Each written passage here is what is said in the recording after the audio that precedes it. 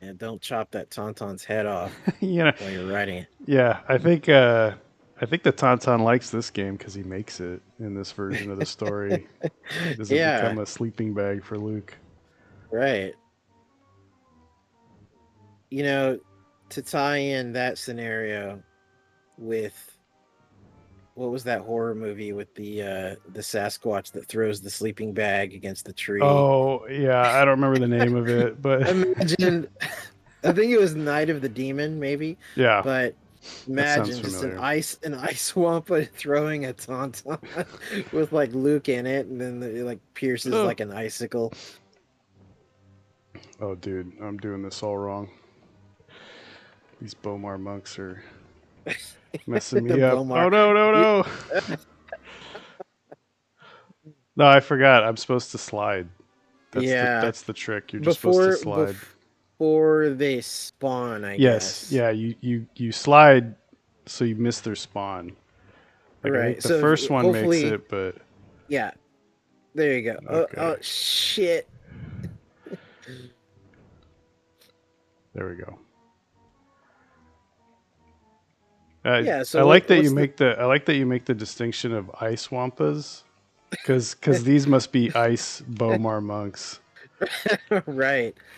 Well, that's Although, the thing, they use the shell of the BT-16 according to West End Games, which was what the stormtroopers are talking about in the Death Star, but it's like it's also a Bomar monk, and yeah. Well, I mean I these guess things don't yeah, have like obviously they don't have like a brain case like the actual Bomar monks do right, in Jabba's exactly. palace. So I think the retcon was that the Bomar monks use parts of the shell of a BT-16 or something. yeah, I like those old.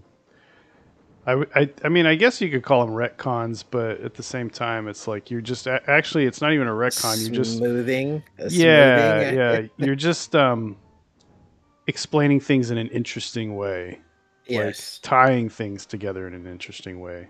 right. The level is pretty darn short. Yeah, no kidding. Well, they got to get you to this the Right. the scenario that every game wanted to do back in the day is Including the the Atari. yeah I'm well yeah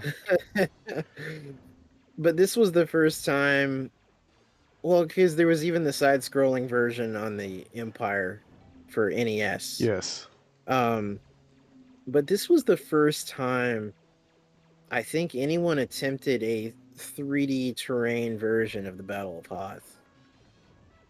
So that's kind of considering how many we got after this. That's kind of what would be the word? It's kind of key that this was the first. well and it was really good back then. I mean Yeah, it's not very good now yeah, and you don't compared to see it. other games, but Yeah, and you almost never see mode 7 with hills. yes So that's really weird. it's kind of yeah because the main mode 7 game I played back in the day was Mech Warrior, Right. and that did not have terrain. No, that was very flat. Yeah, Mech Warrior is a pretty good game if you could get into it. Kind of took some getting used to, but Oh, I was like so into it. But that I was your didn't have like jam. yeah, I didn't have a PC or anything um at the time. Yeah. S- Yeah. So that was about as advanced as it could get Yeah, for first person stuff. my friend Matt back in high school, junior high school, he was all about the BattleTech stuff. So he had Mech Warrior on Super Nintendo, and that's where I played it quite a while. I think I borrowed it for like a month or two. And then he also had Earth Siege on PC, and he was just constantly at lunchtime at high school, just constantly raving about Earth Siege. Yeah. But yeah, I only sampled it a little bit, and it's funny that the Mech Warrior games and the BattleTech games they're still going today. Well, it's a cool concept. Yeah, it definitely is. I've always loved giant robots, and especially when you get to climb into them. Yeah. Robot jocks. I love that. I Exactly. love that movie. I still have never seen it after all these years, You got but to see it. It's got what is it? Um, Trent Reznor sampled some audio from it for one of the songs in Downward Spiral. I don't remember which one, but yeah, that's the funny. It's people screaming. such a thing to sample like sci-fi movies. Like, there's those Aphex Twin tracks that sample RoboCop, like Ed 209, like Walking, and that was on like one of those Aphex Twin compilations. But yeah, that's funny. Robot Jocks. Yeah, I have uh I have the movie sitting on my computer. Oh, you gotta watch it. I love it. I remember the Achilles, trailer. Achilles.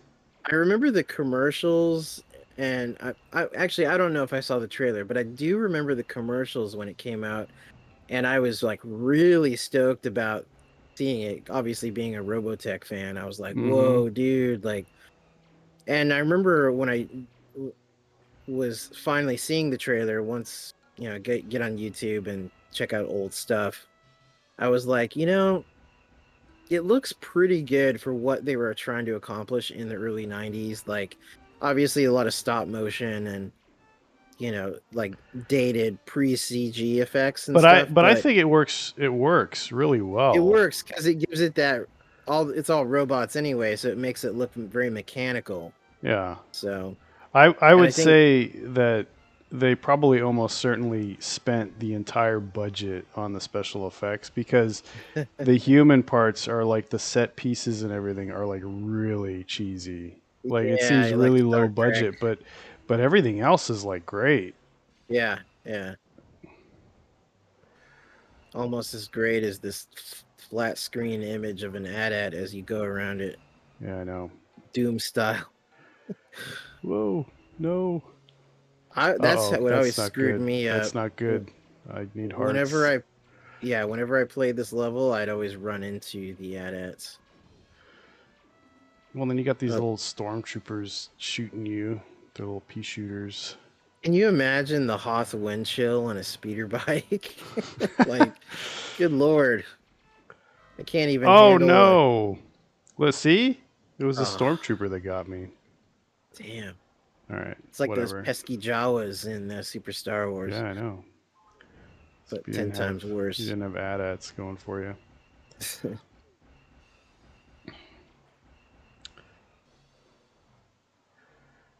Yeah, this definitely began the obsession with Star Wars games doing Battle of Hoth. I mean, it's a it's obvious though that it would be a thing. I mean, what's the most iconic action Star Wars set piece other than like the trench battle? It's like the Battle of Hoth. So from the most classic movie in the trilogy. Yeah, and the music's good and Yeah. everything.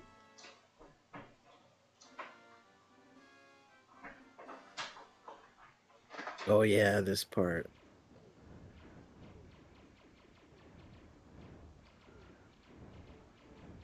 This reminds me a lot of there was an arcade game called Thunder Fox. It's kind of like a Contra clone Yeah, where you play a couple guys running and gunning. And there was a part where you get in a flying vehicle and side scrolls just like this part here. did And then, of course, the vehicle take up like a third of the screen? it was a little smaller in Thunder Fox, but that was actually a great arcade game. And it took me a long time to remember the title of it. Like, took me like 15 or 20 years before I remembered. I was like, oh, yeah, that's what it was. And because I used to play it at my local snow cone place all the time. See, JJ didn't realize that they already flew. Yeah, exactly. You know what? That was another thing too. I remember um that was one of the few clips I'd seen before the movie was released, just a brief shot of that when Poe says they fly now, and Right. 3PO. And I remember there was like already predictably fanboy comments going, there's already been flying stormtroopers and blah, blah.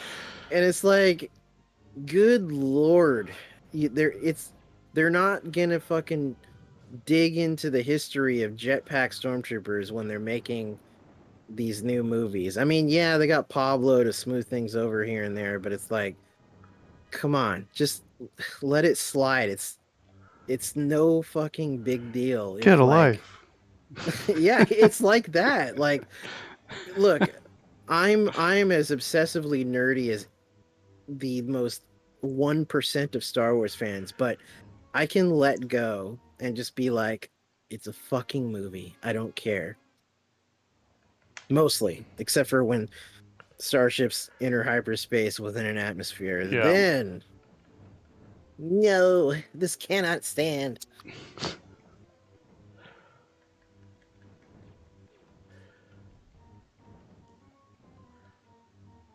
Boy, this AT-AT is sure big inside. I know, right? Is it one of the gorilla ones from Yeah, The Last Jedi? a prototype for the Gorilla Walker. Come on. Actually, that's one of the coolest parts of Jedi Fallen Order is you climb up the side of a walker on Kashyyyk, and then you climb inside of it, and it's just really cool to see that in high definition graphics and like the actual like technical design of like that Star Wars aesthetic of the panels and everything. Yeah. It was just really cool.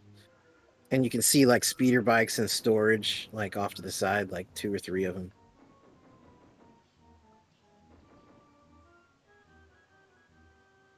You Yeah, turd. the Super Star Wars did not have blocking. This game introduced lightsaber Well, he blocking. didn't, he didn't learn it until he was Yeah, in the Falcon.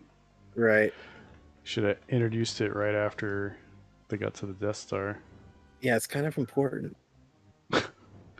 Then again, maybe he thought Luke would intuitively know, like, put this here and block shit coming at you. Duh.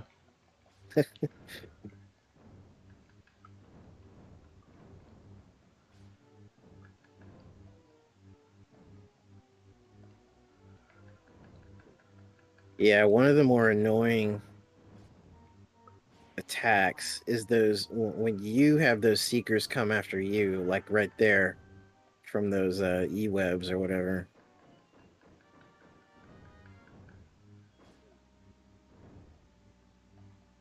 So much shit.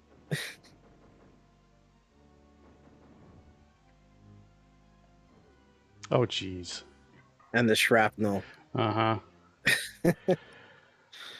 I think the shrapnel was overkill in all these games. That should have just not been a thing.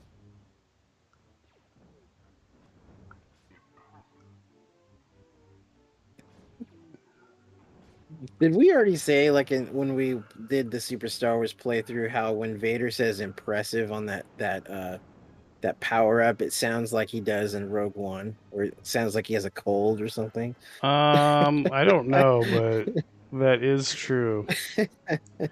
He's got he's got a sore throat.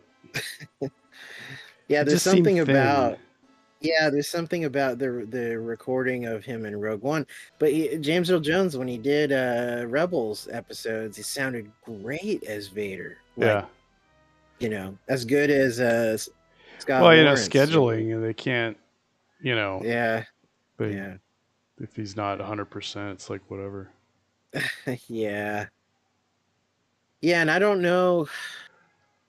I wonder if he would record remotely in Los Angeles, and then like I don't think they'd wheel him up to the fucking ranch or anything. I'm sure he just records wherever.